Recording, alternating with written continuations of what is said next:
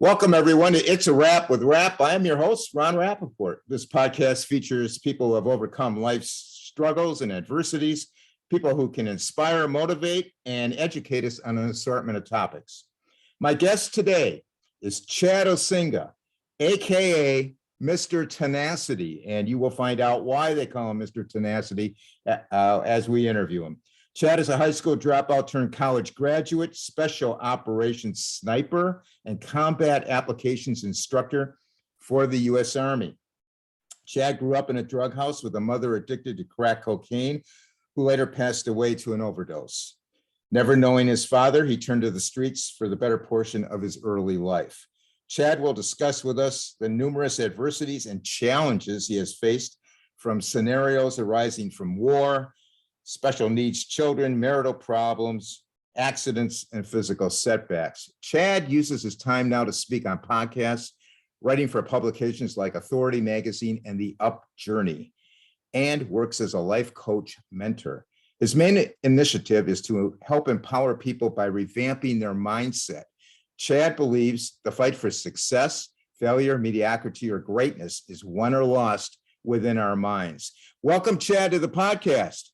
Thank you for having me. I'm super excited to be here. Hey, we're super excited to have you. First off, speaking for myself and my audience, we want to thank you for your service to your country and your efforts to keep us all safe. Thank you. Let's start at the beginning. Chad, tell us and describe your early years growing up, the family situation, your health situation, any siblings, and your school situation. Right. So, growing up, well, let me backtrack. When I was born with Erb's palsy. And my mother, she's always struggled with drugs.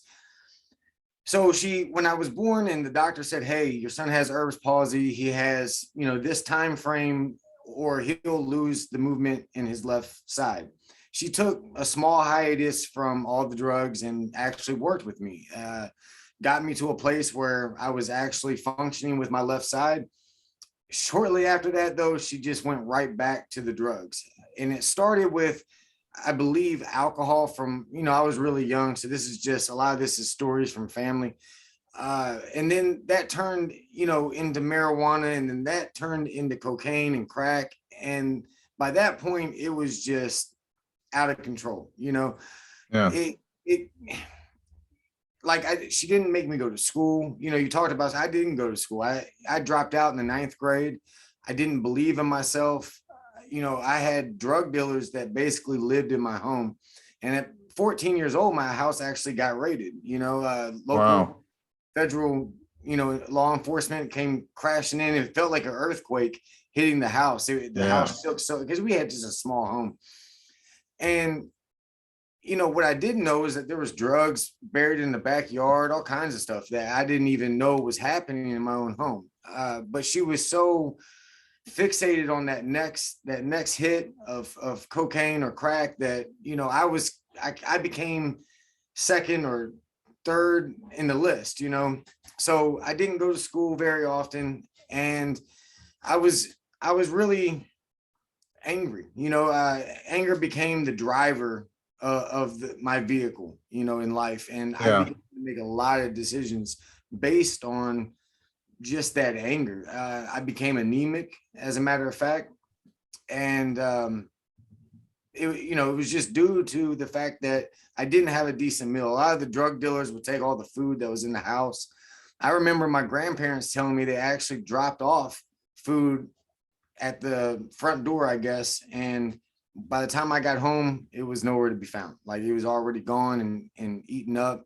So I didn't get a lot. And when I did sell drugs for the older guys, they took most of the money, or, and I didn't really have much. So, maybe I would have enough for a McDonald's fish sandwich, but that was the extent of my nourishment, and I know that we talked a little bit, and I'll let you, lead into that. But by the time I got to Oklahoma, I was anemic. Wow. So a very poor diet, to say the least. And then growing up, that's not a good thing, for sure. Chad, any siblings? No, I was an only child. And, I think that was for the best in the situation that we were in, that only one of us had to go through the hell that I had to kind of navigate. When you did go to school, what did the teachers know kind of what was going on, or how did that work? So, early on, so I was labeled as special, I don't even know how, learning disability, right? So they basically said that, my upstairs wasn't functioning the right way. And so I was kind of, at a young age, I was pushed into isolated classrooms. And there was a point as I got, into the 8th grade and right before I dropped out, that some of the teachers did ask questions about, why I smelled the way I did, because I didn't have clean clothes. I was that kid, Yeah. But because I was already kind of shoved to the side from a very early age, I don't think many noticed. They did eventually call, I don't know who they're called, CPS maybe, and they came in, the Child Protective Services. Yeah. They tried, and I actually lied for my mom. I tried to cover for her, and so that she wouldn't get in trouble. And they never really followed through though. They never took me from my mother or anything like that. It took a law enforcement raid for things to really come to light as far as how bad my situation was. So there was some questions later on, but I really do believe because they counted me out at such an early age. I was, called dumb even by teachers, So Yeah. even, I mean, what a failure of the education system. yeah. I mean, what a failure. That's just a shame. So I understand your aunt shipped you off to, I'm sorry, you were shipped off to live with your aunt in Oklahoma. Who did that? And tell us about that time period. So the courts did that. Right after my home was raided, I was too young to have any say so or really have an understanding of what was going on.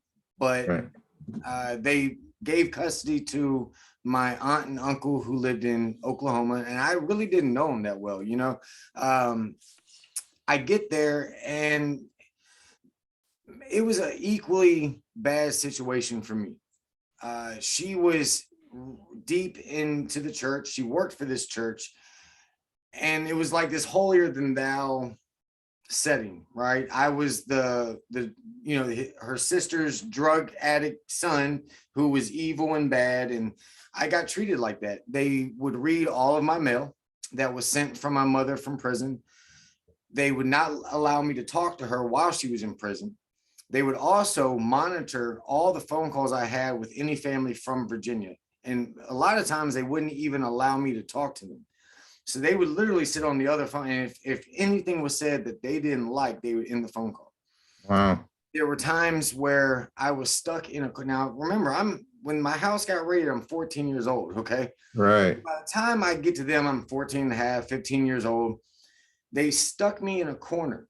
Okay. Like where the front door is. And I'll never forget this. My uncle was a big guy, and the front door led to their living room, and he would sit in his recliner and watch sports and watch me sit in the corner, and I could not turn and look from that corner. I had to do my homework there. I had to eat there. I had to stay there until it was time for bed when I messed up. And then I have 4 children, and I understand that you have to discipline your child, but there are limits. Yeah. They had this wooden paddle, and they would hit me so hard with it that I would turn black and blue and I would bleed.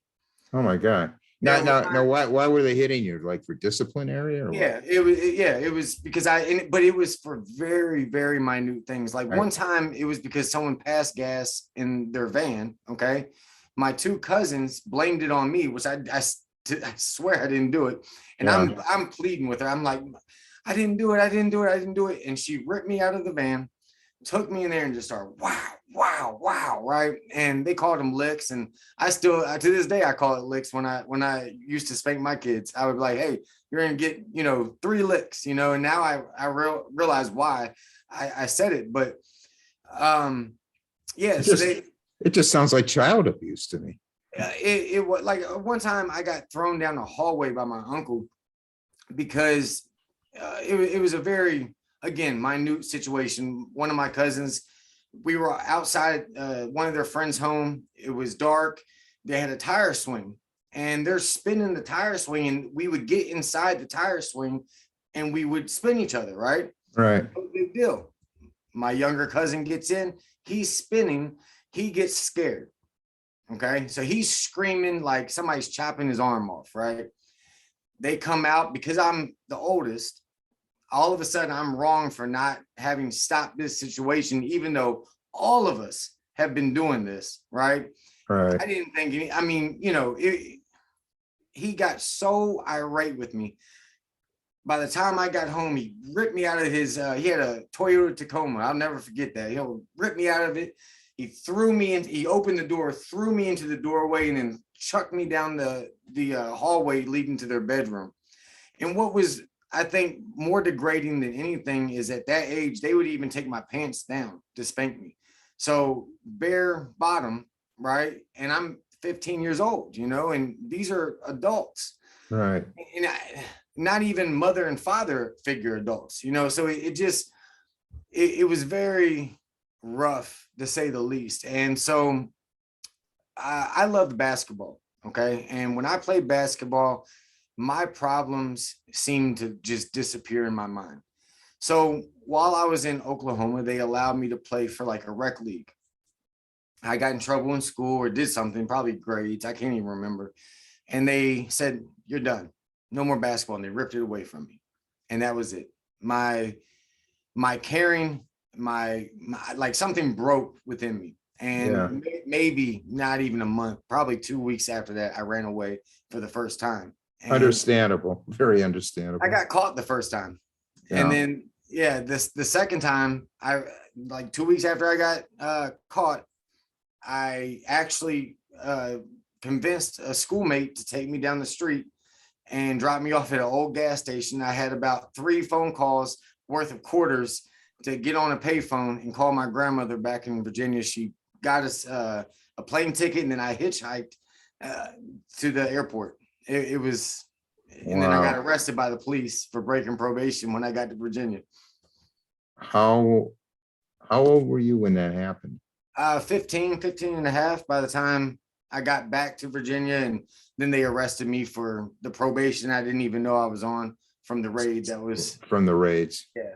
Yeah. Because they thought, well, you were selling drugs or whatever. Yeah, they had it related. So what prompted you to join the military, and tell us how you reacted to military life, and what do you think spurred you to excel in your jobs? I mean, you were a sniper, you were training others in combat applications. How did that all come about? So it's the reason I got into the military is because I met a young lady when I got back to Virginia. The initial school wouldn't accept me, and they shifted me to a different school outside of our school zone. And I met this woman who's still my wife. She was the most amazing thing in my life, right? Like, she was that glimmer of hope that I didn't have up until that point. And so I was still a wreck, 16 years old. I been through so much, and my mom ended up passing away with an overdose from doing drugs. And I was a wreck. And she literally looked at me and said, "If you want to be with me, you better get your stuff together." And I knew at that point that Chad had to do something, right? Right. And ended up having 2 kids, and we were living in low income housing. And I looked around one day and I said, this can't be my life. She wants more. I got to give her more. And I didn't have any skill sets. I had dropped out of high school. I didn't have anything. My grandfather, though, he was a Marine, and I really looked up to him. I thought that he was like the best thing since sliced bread. And so I tried to join the Marines, and they wouldn't allow me because I had dropped out of high school, and they had real strict standards back then. So the Army gave me a call right after that. And there you go. That was a wrap with that. I signed the dotted line, and you know, I'll never forget sitting on the bus like, oh my God, what have you just done, man? Like, you have no idea what you just put yourself into. And I didn't. At first, it was not a good thing for me because I never had that type of discipline, that type of structure in my life, you know. Yeah, yeah. So I definitely bucked at first, but I think between my wife constantly talking to me and me finally understanding that I couldn't go anywhere, right? Like I was stuck in this thing. There was no, I don't know if you've ever heard the saying burning the bridge, right? So once you burn the bridge, you really have no other way but to go forward. That's right. And so without me really knowing that that's what I did to myself, that's what I did. And it was the best decision I had ever made in my life. Once I accepted where I was, I began to, you know, learn and adjust and become exactly what they wanted me to be. And then I realized how good I was at it. And so once I realized that, oh man, this is something I'm not just good at, but I like, right? Like I never had anything in my life that people were like, man, you're good at this. You know, Yeah, everybody yeah. always called me dumb and that I would be no more than what my mom was. So I'm finally in this environment where I'm excelling, right? And Right. so that's kind of how everything kind of progressed. And then I was afforded the opportunity to go to special operations sniper school. And it again, kind of burning the bridge. You know, I was the most junior person that was going through the class at the time. I had the least amount of experience than all of the other people. I mean, some of these guys had multiple sniper courses that they had taken outside of this one. So and this is my first one, right? My first Right. rodeo, and they're on their fifth or sixth, you know? Yeah. And it was funny because a lot of those guys failed. Like the guy that that drove me to the class and entered in with me failed on day one. I was like, oh my God, how am I supposed to get home? Right. Like, but it forced me to learn that anything's possible if you're willing to work harder than everybody else in the room. And that's exactly what I did. Because I felt like I was the least of everyone. You know, because they gave you the freedom to go out on the weekends or at night. You can go get drunk and roam around the streets and get in all the trouble you want, or you can study and you can pass, right? So failure and success was solely put on the student. And I excelled because I knew that I had to work harder than everyone else. I bet your self-esteem and your pride went way up. It did. You know what's crazy though? It did, but and here's something that, you know, it'll come out later in this interview, but the things that happened in my childhood haunted me despite my successes, which is real. I didn't realize that they were like nipping at my heels, right? Like Right. my entire time until later on in my life. And I had to eventually come, because I never dealt with it. I never dealt with all the trauma that I had experienced prior to the military, you know? Yeah. Yeah. But yeah, I ended up getting injured in Iraq. I went off of a roof and I landed head first.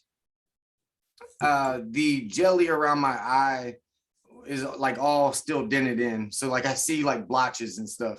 And they can't really, well, they say they can't do surgery because the retina is there and, you know, it could harm that. So they just want to stay away from it. But it gnarled my neck up and just, it really put me in a bad situation.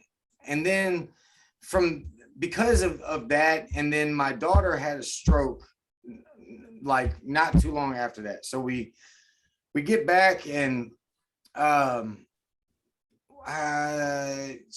we were in Germany. We were actually getting ready to go redeploy and go back to Afghanistan.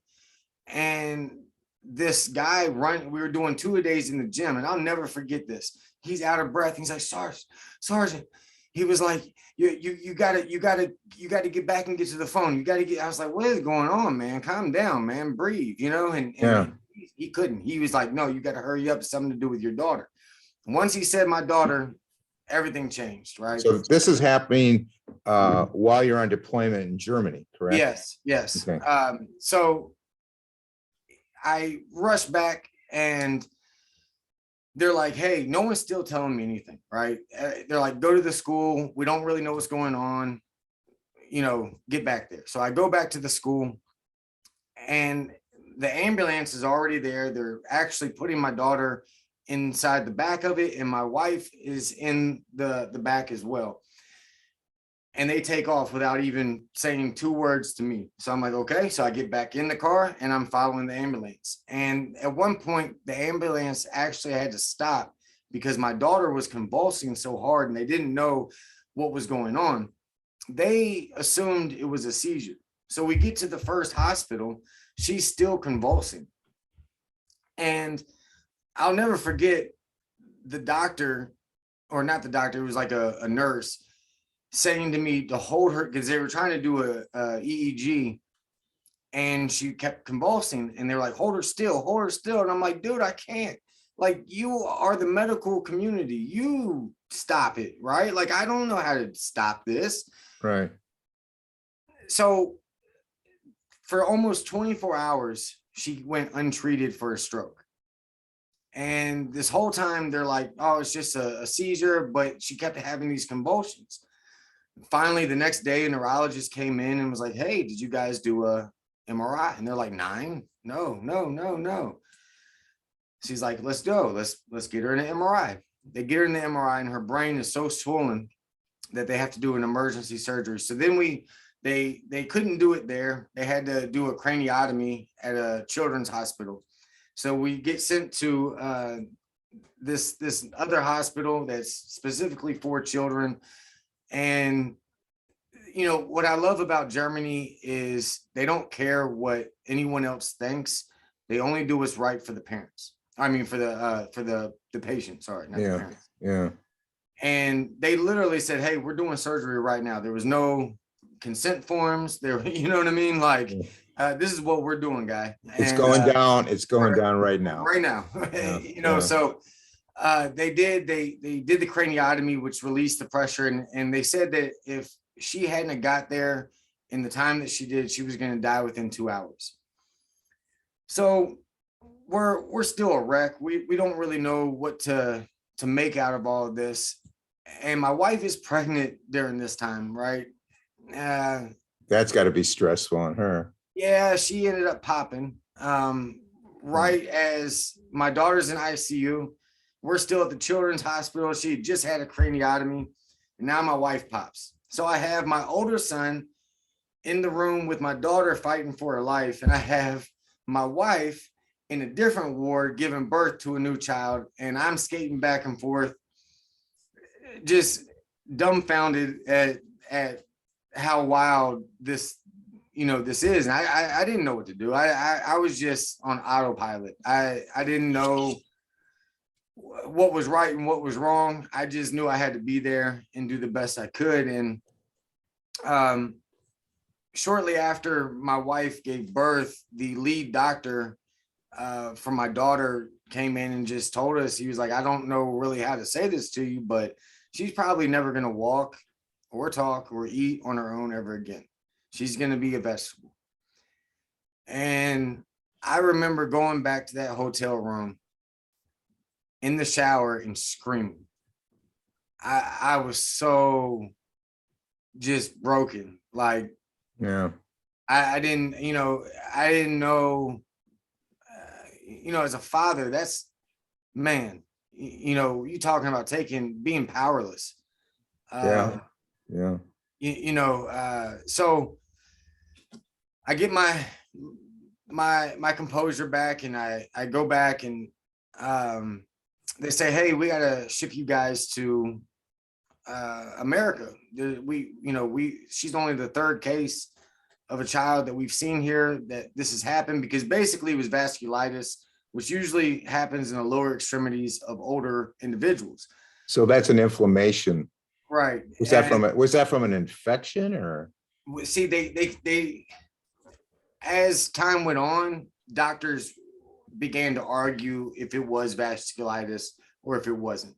And so we don't have a definitive it was, but the lead specialist that dealt with her from day one still believe it was vasculitis. But what made it really rare is that, so it went through a hole in her heart. I forget what it is, where they stick the camera through the leg and it goes all the way up, angiogram, maybe. Yeah. I can't remember, but they saw the hole, and we're all born with a hole in our heart, but it usually closes over time. Hers never closed. This vasculitis went through that hole. It clogged 3 of the 4 major arteries that led to the brain, and which caused the stroke. But what made it rare is that it continued to spread, and it basically took over the whole right side of her brain. And so when we got to Walter Reed Medical Center, and at the time it was in Washington, D.C., it's in Bethesda now, but they actually had to put her on the highest dose of steroids possible and chemotherapy at the same time to try to kill this aggressive form of vasculitis. And that's why they said that they had never seen this like this before. It was very rare. Yeah. That it would be acting like this. Usually steroids kills vasculitis. It wasn't killing it at its strongest dose. And so, but the thing is like, they continue to tell us what she couldn't do. And I, as a father, had to offset that with, no, baby, we're going to do something about this. Right. And you had a positive attitude. Yeah, despite we're the going whole to thing. fight. Yeah, I don't know how this is going to turn out. I can't tell you, but I know one thing: we're not going out without a fight. So Okay. Yeah.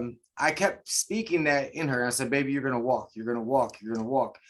I would stand her up, and we had a plethora of stuffed animals from people trying to cheer her up and dropping them off. Yeah.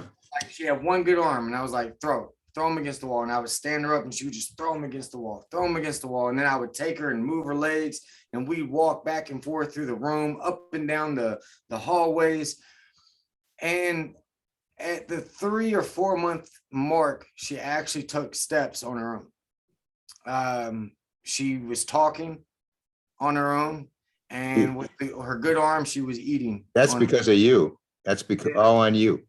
Yeah. Well, I mean, you could have just accepted that BS that they gave you. Yeah. You didn't. No. And she wouldn't have had use of her muscles and everything. Right. It probably would have turned out negative.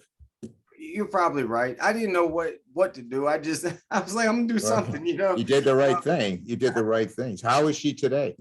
She's great. She's 17 years old. She has a job that she's actually getting fired from because she has a problem with being late, as most young ladies do. And but she's walking, talking, everything's good. Man, she's walking. She's she still has her struggles. Her left side doesn't operate very well. Like her arm, she has no use of. She has a severe TBI. Her memory is really bad, but she has one of the best attitudes a human being could have, period. Right. Much less being through what she's been through. And she goes and she studies, she takes lessons at school, and she doesn't want to be treated less than average. And I commend her for her heart. You got to.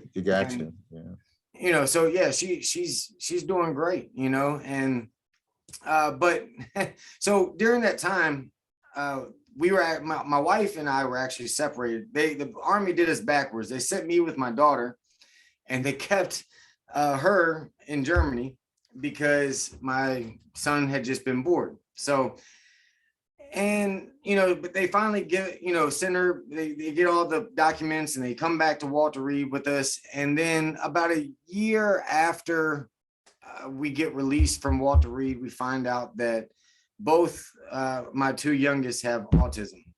And I was going to ask you about that. Two sons are born. Can you briefly tell us about them and how you handled that? When you that talk about Mr. Tenacity, we're beginning to give the audience a reason why they call you Mr. Tenacity. Yeah, that one was wild because they're both on different spectrums. So like, I don't, those that might watch your show or listen to your show that know something about autism, it's a Right. spectrum. Yeah. And, I don't think there's two children exactly on the same spot on that spectrum. They might be close, but these two were on completely different ends. I had Right. one, my youngest, he would scream and yell for like 4 to 5 hours at a time, right? And nothing, I didn't even know the human lung could do that, like Yeah. without busting or something bad happening, right? But he would just scream. Then I have my other one who was nonverbal till about 8 years old. He had an iPad that he kind of communicated with, but which he hated. He hated using it. And so we just, at one point we had my daughter in therapy and my two youngest, and it was a lot, and I really take my hat off to my wife, because at the same time this is happening, I'm still in the Army. They're still requiring me to work and do what I was, being paid to do. And so my wife had to take on a lot of that burden. And I mean, and then on top of that, they didn't sleep, so at night, my two youngest, the ones with autism, they could not go to sleep. They were finicky eaters. The texture would bother them. So, I mean, we were going through all kinds of experimental things to try. Okay, do you like this? If they would eat a toaster strudel at 9 o'clock at night, that was a win for us, right? Yeah. Most parents would be like, toaster strudel at 9 p.m. That's hideous. Us, we're like, yes. We're jumping for joy and doing cartwheels through the house. So it was a learning lesson. It was, you're constantly figuring out the different intricacies of each child, because they all tick differently, right? And Right. but they're strong kids. My 11-year-old who couldn't talk until he's 8, he can talk now. I mean, it's still something he's working on, but he can hold a short conversation with someone, and they can understand for the most part what he's saying, which is such a big win for him, coming from someone who couldn't even talk just a few years ago. Right. Right. And then I have my youngest, who he was like I said, just couldn't control his emotions. Smart as a whip, but man, he couldn't get out of like how he computed and took life in. If something bothered him or was off and it wasn't exactly the way he wanted it, to him the whole world was Right. being destroyed. He was on that opposite end of the spectrum. I want to get to where you exit the military in 2015. Mhm. And I know that was a tough time for you. Can you tell us a little bit about that period? Yeah, that was probably one of the darkest points in my life, I think. So at this point, my kids, they're, we figured them out for the most part, right? They're in scheduled therapy. They're doing, as best as they can do in their situations. And I had dedicated 10 years of my life, and I had just been banged up too much. The Army retired me. They retired me with, full honors. It wasn't a bad, separation or anything like that. I get benefits from my service. So it's not like any of that doesn't happen, but I wanted to do 30 years. I finally found my jam. I found that thing that rang true to me. It was your fit. It was a perfect fit.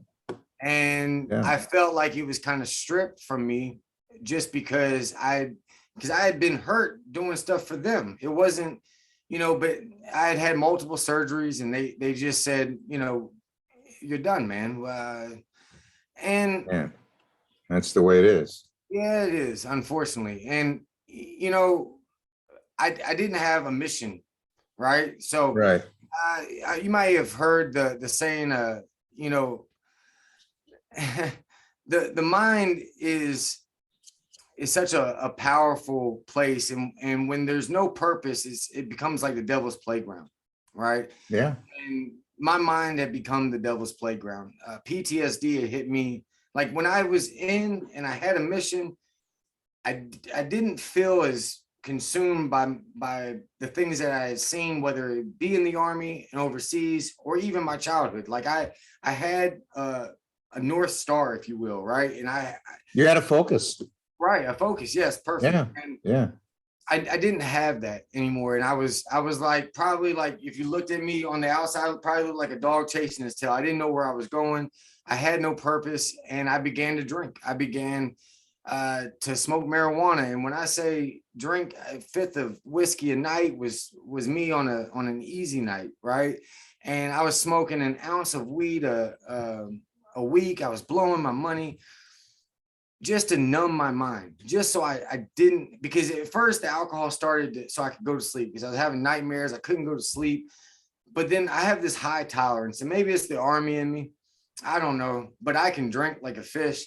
And so that tolerance, it just got stronger and stronger. And I had to have more, to go to sleep. And next thing you know, I'm a fifth of whiskey a day, and But you were in pain.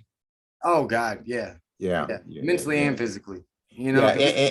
And we have veterans on this program a lot, and they all, the sad story is when a lot of these guys get out of 20 years service or whatever, yeah, they don't know what to do.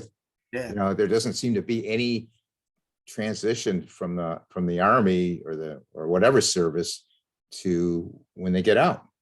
Yeah. Like no transition, no help. They're just out there. Yeah, it's bad. It's bad. And I mean, yeah, it's bad. I don't even know, because I was in a tailwind. Do you think that was when you hit rock bottom at that point? I was, yeah, pretty much there, because my relationship with my best friend, my wife, was on the rocks. She wanted to leave me. I didn't have a good relationship with my kids anymore, because even though I was there, I wasn't there. I wasn't present with anyone, even if I wasn't drinking or smoking, which you couldn't catch me without, smoking something, I just wasn't fully present with them, and that's what they needed. And yeah, I was at probably an all-time low during those years. Now you decide to start riding your motorcycle for pleasure. Yes. And you have two incidents or accidents, 2018 and 2020. So this down spiral kind of continues. Can you talk a little bit about that? Oh, of course. So I took up riding my motorcycles because I knew I had to do something to help my mind, right? And I had rode them when I was younger, and I was like, hey, let me just see if this kind of helps, that what they call wind therapy, right? And it did. It was really great for me. I could get on that motorcycle, and just like what I was telling you with basketball, when I was younger, this was kind of the new basketball for me, right? I could hop on that motorcycle and just get lost in the wind. My problems didn't matter. And I would hop off of it at the end of the day, and I was much better of a human being, right?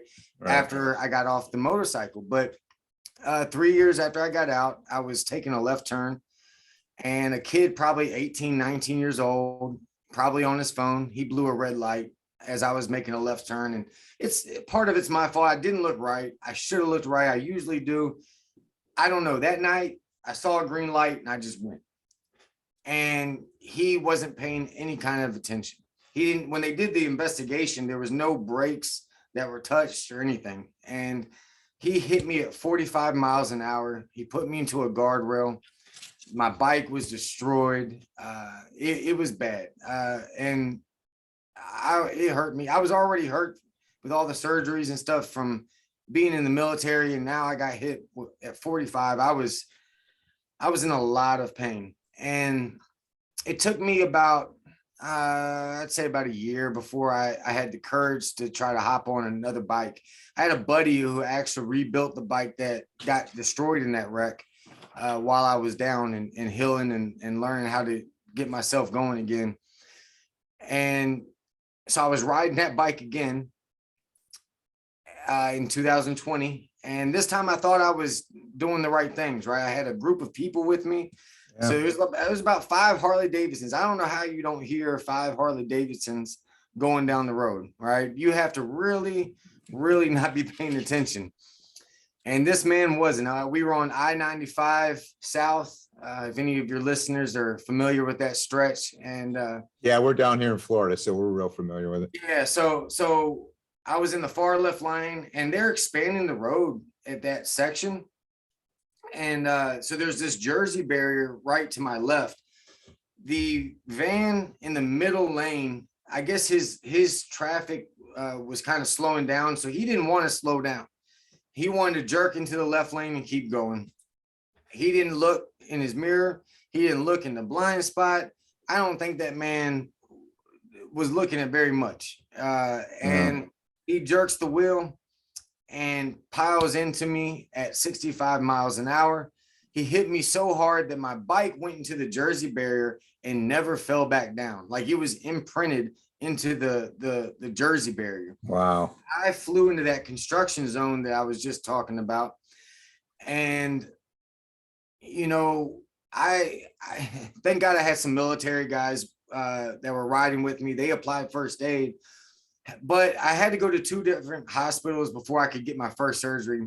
And I basically flatlined on the way to the first hospital. They revived me. They stitched me up.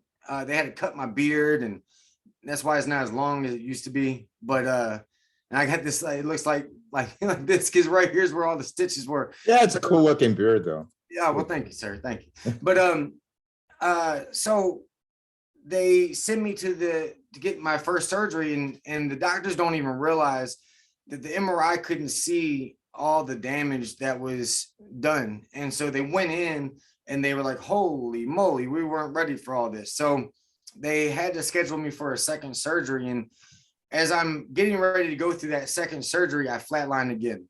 I thought it's really, they were asking me if I was like, you know how they just check your vitals before they take you to the surgery room and just make sure you're good right before you get cut.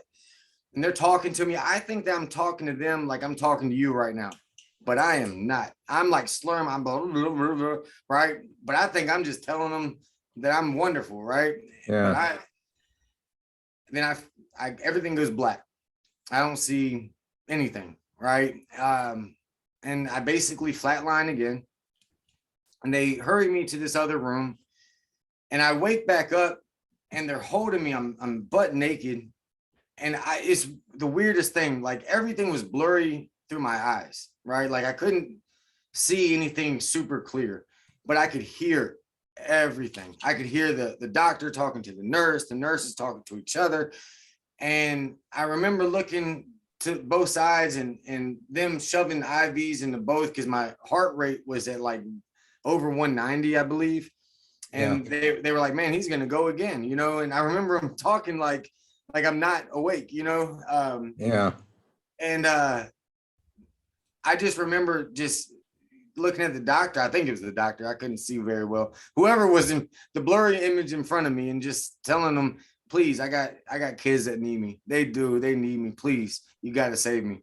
I knew I was in a really bad situation. Ended up them saving me and got me back into an ICU room. I was in ICU for 7 days. If you know anything about, ICU, they don't try to keep you there very long. And so 7 days is a hefty stay in ICU. Yeah. And 2 weeks altogether, I was there. I've had about 5 surgeries. I still have like 2 or 3 more. Like my hand, like my pinky works, but like I can't point, and these are just kind of there. So I got a thumb and a pinky that work great. That's about it. And that's after surgery. So, it was a mess, but it was in that moment that good things happened for me. It really did. Now, with all the things going on in your life, Chad, when did you find your purpose and realize that God had something bigger for you? In that ICU room. So it's COVID, it's 2020. So my family, I hadn't even seen them in 2 weeks. I had no cell phone because it was on the bike and it was destroyed. And you can only watch so many reruns in a hospital room before you go bonkers, right? Yeah. And I ended up looking, I had to just face me, I don't even know how to explain this, but I just began to look at me, like all the way back, like following a wire to its very source, right? Right.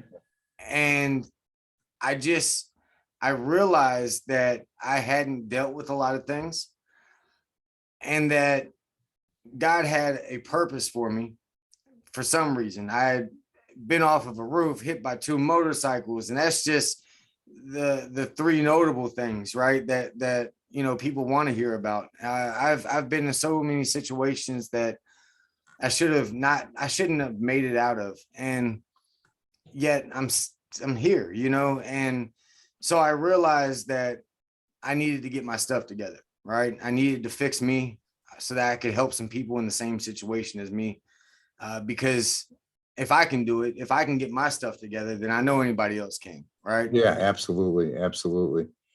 What motivated you to want to inspire others with your story and prompted you to do your writing and your speaking? That right there, because I really believe that that's my calling. I believe that that's why God spared my life once again. I believe that all of the things that I've faced were for me to help somebody else with, right? I was luckily strong enough to pull myself through it. And if I can prevent some people from facing some of those things or making better decisions or helping them through a hard time and them handling it much better than I did, then man, that's a win. And that was worth, God saving me. What do you tell those out there listening that are afraid to speak out and tell their stories? People that really want to, what do you tell them? Man, somebody needs you. Let me tell you something. I always go back to this. I've sat with professionals that have never been through an eighth of what I've been through. And they sit here and they tell me all the things that I should or shouldn't do and how I should be feeling. And I leave the room like, whatever, dude, you have no clue. They haven't been through it. Right. But then you hear someone or you talk to somebody who, man, they've been through something similar, right? Like maybe not exact, but Right. ooh, man, or something worse, right? Yeah. And you're like, wow, it is a different type. Look, people have knowledge. We have phones. We have, you can learn anything right now. What people lack is inspiration, right? And we are the inspiration. Okay, our stories, our experiences, our mess, right? I've heard this 1,000 times. It didn't ring true until I was in a hospital bed, but your mess is your message, right? And whatever I like that. I like that. yeah, Your mess is your message. it really is. Somebody's going through it right now and they just need your voice, and your voice is what's going to ring true. Maybe save them from offing themselves or getting a divorce or whatever it is, right? Yeah, Giving up on yeah. themselves 100%, maybe making a full recovery. Yeah. You just don't know. Everybody's got a purpose. You write for Authority Magazine and The Up Journey. Tell us about those publications, Chad, and the content of your writing for them. Yeah, so like Authority, I've been featured in Authority about 5 different times. I've done various pieces. They usually give me a title that they feel like I'm qualified for. Like one was Overcoming Fear. One was 5 tips for public speaking, since I'm a speaker. So just different things that they think that I can add value to their audience, and it's ranged. One, like for the Up Journey, I think it was something to do with marriage. I can't, because I've written a whole bunch of articles now, but that was one of the first or second ones I actually got accepted, and it was about how I treated my wife and how I would open my door for her. And still at 19 years of being married, 24 years of being together, I still open her door. And, just the investment that you have to make on a daily basis with each other. So, I've written from everything from relationships to how to overcome fear. Now, you're a life coach and a mentor. What types of people seek you for help, and what methods of mentoring and coaching do you use? And can you talk about maybe one or two successes you've had? Yeah, so it's mostly guys, mostly men that resonate with me, and believe it or not, usually a younger crowd. Like I would say, 35 and younger. I say that's young, but That's young. I'm a little older than 35. So like and when it comes to coaching, we have to do the work. So I try to be there to motivate and to keep them accountable and to give them practical tactics, right? Because it's all about the tactics on how you're going to overcome your obstacle, right? But Right. A lot of the things I give them is like journaling, right? People, especially guys, we think that that's like not manly, right? To write in a journal. Yeah, like sissy stuff, right? Right, but it saved my life, right? Yeah. It really has. And I'm telling you, I was stuck in a like in a chair. I couldn't even wipe my own, Gotcha. and I couldn't do anything. I had one good hand. I learned to write, you know what I mean? And I learned the power of journaling and getting what's in here out. And what I also tell guys is some people don't like writing. Okay, record yourself. If you like speaking on a recorder instead, that's a form of journaling. Just get it out. Get But it out. keeping it on the inside, not dealing with those things that are bubbling around, man, it's going to come out one way or the other, and usually a destructive way, especially for us fellas, right? We get, it gets pinned up and then it just explodes out, and we're always sorry after, but it doesn't negate, the explosion. So we do that. That's one of the big things that I talk about, meditating. But when I talk about meditating, I try to refer it to almost like if anybody's been in sports and you've had like a game where you didn't do so well, and your coach, he writes down all the different plays that didn't go so well, and he puts you in that practice and he makes you run those drills over and over in that scenario. For me, that's what meditating does, right? I'm able to look at prior things that I did or didn't do as well as I should, and I'm able to dissect those things, right? And then figure out what to apply next to become better. And when I leave, it's almost like I was at the gym for 2 hours, right? I come out stronger and better and more prepared for that next thing. So that's, the mentality. I'm big on our mindset, and I really do believe that it can change the course of anyone's life. I mean, my daughter believed she could walk, and she began to walk, right? Yeah, mindsets. I agree with you. So it is, and it's something that's constant. I call it mental gardening because it's a constant thing, right? You don't just go in, weed it out, and walk away and expect 10 years later for that garden to still look great and produce great fruit or vegetables, right? It's constant work, it's constant nurturing, and you have to protect that garden from anything that would come in and try to sabotage it, right? So and then I talk about the circle of people that you're in, and that's for a lot of people, that's a really hard one. Whether it be family or friends that they grew up with, our circle really dictates who we are and who we're going to be. And it boils down to energy and frequency. I don't know if I'm a big fan of Bob Proctor, if you know who that is. And he talks about, frequency, and us as people, we're energy, right? So if their frequency is low and your frequency is going to be low, but if you're around high frequency people, your frequency is going to rise up. So talk about that. And I think one of the great success stories is actually a young 20-year-old that I had. And quiet to himself, not motivated, right? And through a little guidance, right? But him doing the work, right? He's Right.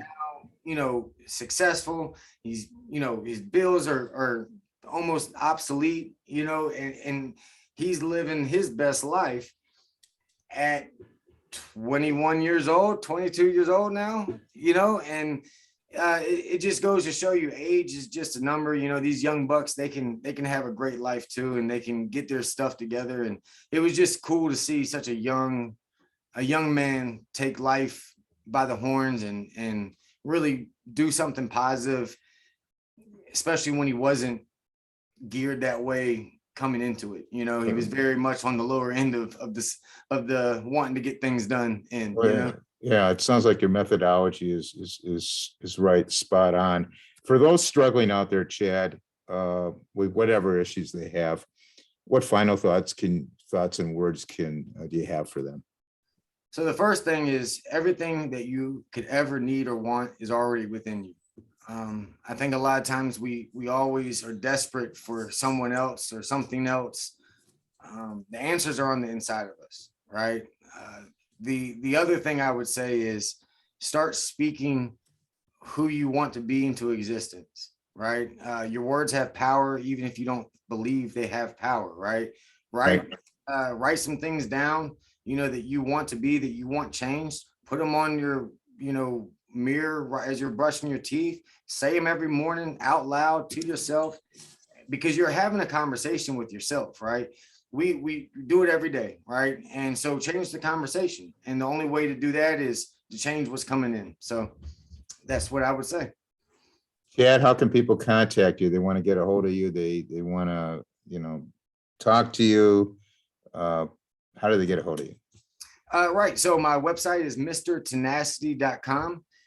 My email is mrtenacity40@gmail.com. And then you can just look up Chad Osinga on Facebook and I'll pop up with this luscious beard. And yeah, I'm there. Message me. I'd love to chat. Okay, we're going to put all that information in the podcast notes for everybody. I want to thank you so much, Chad, for coming on and sharing your truly inspiring story of overcoming so many obstacles that were thrown your way. The fact that you decided to overcome them will give so much hope and inspiration to those out there who are listening. Good luck and good fortune in all your work and endeavors going forward. God bless you and your wonderful family. People out there who have comments and suggestions to improve the podcast, you can email me at itsarap@gmail.com. We have a website, itsarapwithrap.com. We are on Instagram. We're growing very strongly on that. It's a Rap with Rap podcast. Facebook page and group, It's a Rap with Rap. I think we've hit over 1,000 members today. YouTube, It's a Rap with Rap, the podcast uncut. All the podcasts are on YouTube. Thanks everyone for listening. I want everybody to please stay safe. And for now, it's a wrap.